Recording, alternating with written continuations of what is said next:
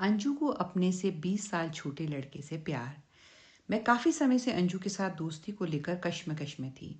उसकी बहुत सारी आदतों को अनदेखा कर दोस्ती को एक तरह से घसीट रही थी। मैं उससे संबंधित कई घटनाओं को घटता देख पहले शक करती और अगले पल खुद को समझाकर अंजू की गलतियों को अनदेखा करती। अंजू ने शायद खुद से ही अनुमान लगा लिया था कि मैं उसकी गलतियों में भी उसका साथ दूंगी, पर उसने मुझे गलत समझने की कोशिश की थी। मुझे अंजू बहुत प्यारी थी, पर मेरे भी अपनी ज़िंदगी के जीने के कुछ असूल थे। गलत बातों पर कॉम्प्रोमाइज़ करने के लिए मैं बिल्कुल भी तैयार नहीं थी। मेरे लिए गलत गलत ही होता। अचानक एक दिन कुछ ऐसा घटा कि मेरा अंजू के बारे में जो भी सोचना था वह सच साबित हुआ। मैं उस पर जो थोड़ा थोड़ा शक कर रही थी उसकी कुछ तो बुनियाद थी। मुझे अंजू की दोस्ती के टूटने का डर तो सता रहा था, पर अंदर से तसल्ली थी कि मैंने उस पर गलत शक नहीं किया। अगर वह खुद से अपनी सच्चाई बयान ना करती तो मैं आज भी उसके साथ रहकर शक की सुई में उलझी रहती।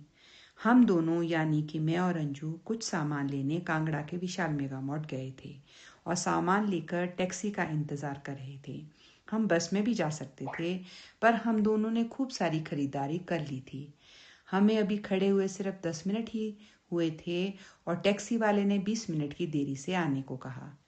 पहले हम दोनों गुमसुम खड़े रहे। अंजू को देखकर ऐसा लग रहा था जैसे वो परेशान है और मुझसे कुछ बोलना चाहती है। वह थोड़ा हड़बड़ाई और अचानक से बोल पड़ी, चित्रा, मुझे ना प्यार हो गया है। मुझे लगा शायद वह मजाक कर रही है, क्योंकि अंजू तकरीबन 43 साल की थी और मैं 46 वर्ष की। इस उम्र में तो मेरी माँ ने हम सब भाई बहन की शादी करवा दी थी। मैंने भी हंसकर उसकी खिल्ली उड़ाते हुए जवाब दिया, किससे? गोकुल से, जो कि उसके पति का नाम था। उसने नाम में जवाब दिया। मुझे लगा शायद गोकुल और अंजू की बीच अब सब पहले जैसा ठीक हो गया है और इसलिए वे ऐसा बोल रही है कि उसको फिर से गोकुल से प्यार हो गया है। मैं तपाक से बोली, नहीं यार, मुझे विवेक से प्यार हो गया है। वह एक सांस में ही बोली कि विवेक 24 साल का लड़का है और विवेक वही लड़का है जिससे अंजू ड्राइविंग सीखती है। मेरे तो मानो पैर के नीचे से ज़मीन खिसकती हुई नजर आई। क्या ऐसा हो सकता है? 45 वर्ष की महिला को उसके बेटे की उम्र के लड़के से प्यार? मैं उसके बदले हुए मिजाज से तो पहले ही परेशान थी, क्योंकि अंजू और मेरे बीच में खाई तो पहले से ही नजर आ रही थी, पर इसके बाद यह खाई और गहरी होनी स्वाभाविक थी। मैं अंजू को बहुत प्यार करती थी, इसलिए मैंने कभी अपने शक को हावी नहीं होने दिया था। मेरे मुंह से एकदम से निकला, तू पागल तो नहीं हो गई है? तू बोल क्या रही है? मैंने उसे गुस्से से देखा और बोली, अंजू, तेरी जगह मेरी बेटी होती ना तो मैं उसको कस के थप्पड़ मार देती। मुझसे सब कुछ सहा नहीं जा रहा था। पता नहीं, मैं अपने आप को ठगा सा महसूस कर रही थी। उसने मेरी बातों को सुना और उनका शायद बुरा नहीं माना और बोली, चित्रा, वह तेरा हक है, तू मुझे अब भी मार सकती है। मुझे समझ नहीं आ रहा था कि इस बात का क्या उत्तर दूं। उसने पूरी तरह से आत्मसमर्पण कर दिया था। इन सब का क्या निष्कर्ष निकालती? यह बात कुछ आगे बढ़ती कि अचानक से टैक्सी वाले का फ़ोन आया और बोला कि वह 2 मिनट में पहुंच रहा है। हम 2 मिनट के लिए मौन ही रहे। एक पल के लिए ऐसा लग रहा था जैसे हम अजनबी से हो गए हैं। टैक्सी आने पर हम दोनों अपना सामान लेकर टैक्सी में बैठ गए। इस बीच भी हमारी कोई बातचीत नहीं हुई। हम अपने घर खामोशी से चले गए। मैं रास्ते पर सोचती रही कि ऐसा कैसे हो सकता है, और शायद अंजू भी मुझे सब कुछ बताकर या तो हल्की हो गई थी या फिर पछता रही होगी कि उसने यह सब मुझे क्यों बताया। अब भी मेरा उसके बारे में सोचना गलत था। दूसरे दिन वह मेरे घर आई और मुझे सारी बातें दोहरा कर बोली कि वह मुझे सब कुछ बताने के लिए बहुत उत्सुक है। मैं पिछली रात बिल्कुल भी नहीं सो पाई थी। मैं इस कश्मकश में थी कि आगे क्या करूं। मैं अब उसका बदला रूप इस घटना से जोड़ रही थी कि शायद इसीलिए मुझे वह बदली बदली सी नजर आ रही थी। अंजू मेरे घर आकर कहने लगी कि प्यार हुआ तो इसमें बुरा क्या है, ये तो किसी को भी हो सकता है। उसने मुझे 2-3 औरत के उदाहरण भी दिए कि उनको भी अपने से कम उम्र के लड़कों से प्यार हुआ था।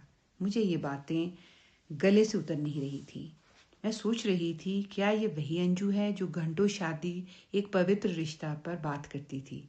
हद तो तब हुई जब वह बोली, तू तो यार घर पर रहती है, तू नहीं समझेगी। अपनी बहन से पूछना जो नौकरी करती है, उसको प्यार जरूर हुआ होगा।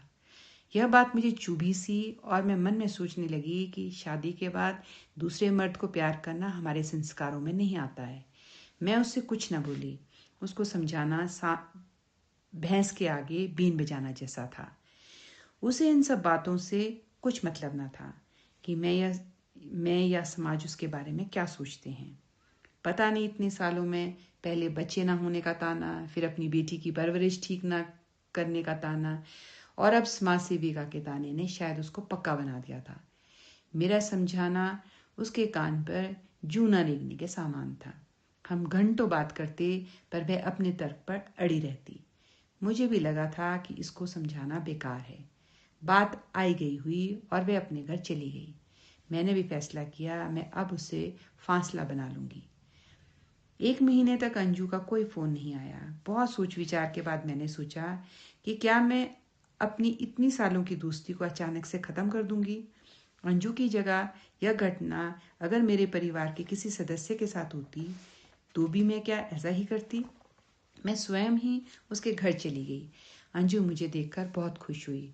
उसने मुझसे माफ़ी भी मांगी कि वह इतने दिनों तक फ़ोन नहीं कर सकी। सच्चाई तो यह थी कि अब उसको मेरी दोस्ती से कोई लेना देना न था। हमारी फिर से पुरानी बात पर बहस छिड़ गई। मैंने उसको समझाने के तौर पर बताया कि क्या अगर उसकी अपनी सगी भाभी का शादी के बाद कोई प्यार वाला किस्सा हो जाए और वह भी अपने से काफ़ी कम उम्र के बच्चे से, तो क्या तू उसको सही बोलेगी? भावनाएं तो चलो एक तरफ है, पर उस लड़के के साथ घूमना तो अलग बात है ना। वह शायद थोड़ा सा समझ भी गई थी या फिर मुझे दिखाने के लिए बोली कि हाँ उससे गलती हुई है। वह यह सब अपने पति को बताकर माफ़ी मांग लेगी। मुझे डर था कि अगर गोकुल को पता चला तो वह उसको घर से बाहर निकाल देगा। गोकुल एक सभ्य इंसान था। मैंने उसको यह बातें गोकुल को ना बताने को कही क्योंकि इससे उनका घर टूट जाता। कहीं ना कहीं मुझे शक भी हो रहा था कि गोकुल को अंजू की हर हरकत का पहले से ही पता है। तभी शायद वह मुझसे भी उखड़ा उखड़ा रहता है। उसको लगता है कि मैं भी इसमें मिली हुई हूँ। मैंने अंजू से पूछा कि क्या वह 24 साल का लड़का भी आपसे प्यार करता है। वे बोली, पता नहीं, पर मुझे उससे मिलना अच्छा लगता है। मैंने उसको फिर समझाकर बोला कि अगर विवेक तुम्हारी फोटोज अपने दोस्तों के साथ शेयर करे और तुम्हें ब्लैकमेल करे फिर। अंजू अभी भी उसी लड़के की वकालत कर रही थी और बोल रही थी कि विवेक ऐसा नहीं है। मैंने उससे पूछा कि वह अब आगे क्या करेगी। उसने बोला, पता नहीं। वह फिर बोली, प्यार तो कृष्ण भगवान ने भी किया था, उनकी भी तो कितनी सारी गोपियां थी। मैं अपनी बेटी के प्यार में भी कभी रोड़ा नहीं बनूंगी। अंजू ने तो बहुत दूर तक सोच ली थी। पता नहीं अंजू में यह तीव्र बदलाव कहाँ से आया था। मुझे लगता काश वे अपनी गलती मान ले और मेरे पास वापस आ जाए। अंजू भी शायद मुझे खोना नहीं चाहती थी। इस उपदेश का असर उस पर बस इतना हुआ कि अंजू ने मुझे उस लड़के के बारे में बताना ही बंद कर दिया। अब अगर हम महीनों में कभी मिलते भी और साथ बैठते तो वह हमेशा खोई हुई नजर आती या फिर मोबाइल पर अपनी उंगलियां चलाते दिखती। चैट करती, मुस्कुराती और खुश होती। यह तो पक्का था कि अंजू और उस लड़के के बीच में कुछ तो अभी भी चल रहा था।